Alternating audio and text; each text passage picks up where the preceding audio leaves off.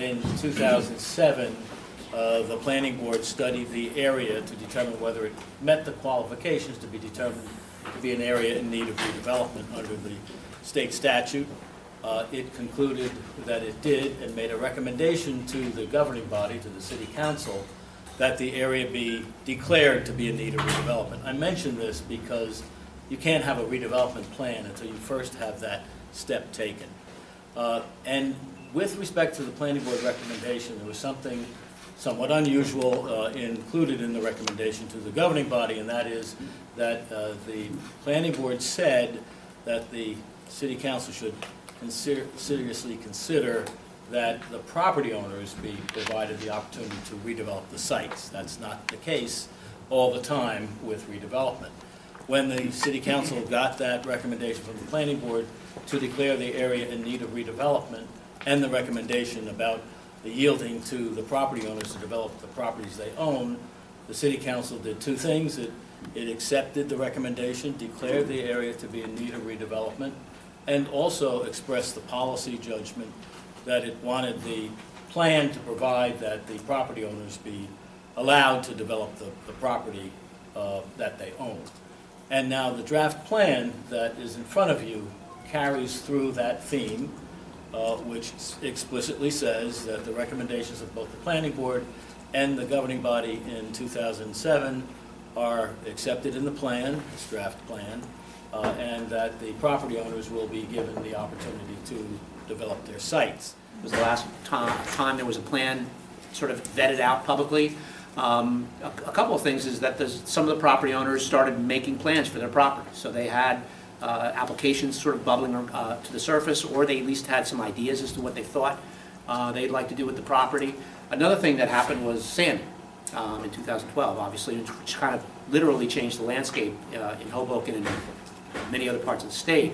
So as a result of that, you also had the Green Infrastructure Plan, and you had the Rebuild New Jersey concept plan for Hoboken, both of which were really revolved around planning for resiliency and sustainability. So the park is meant to do two things. It's meant for resiliency, but it's also meant for open space, and it's also meant for connectivity, because again, the plan strongly recommends that this light rail station at 15th Street be connected to the light rail at 9th via that park and via that bike path, multi-purpose path that would be back there. So you can see that is sort of dimensioned all the way to the north.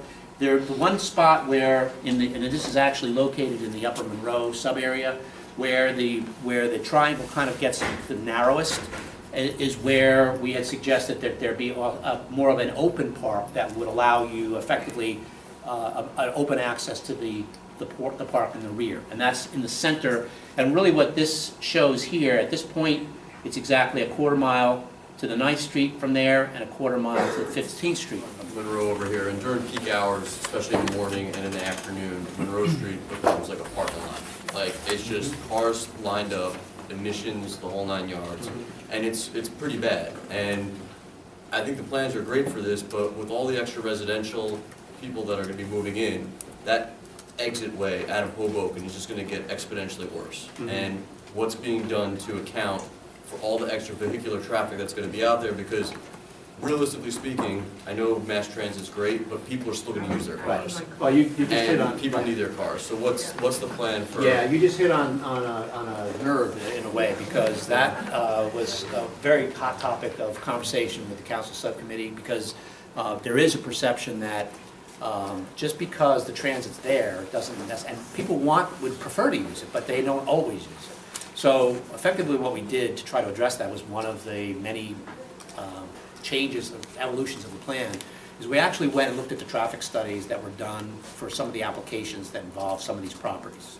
And we looked at the intersections that they said would be, and we knew that they took a factor, they assumed a certain percentage of the trips would use light rail or bus or whatever. But even with those assumptions, there were certain intersections that they identified in each traffic study that they thought were going to degrade by one category of level of service, and we identified them in the plan.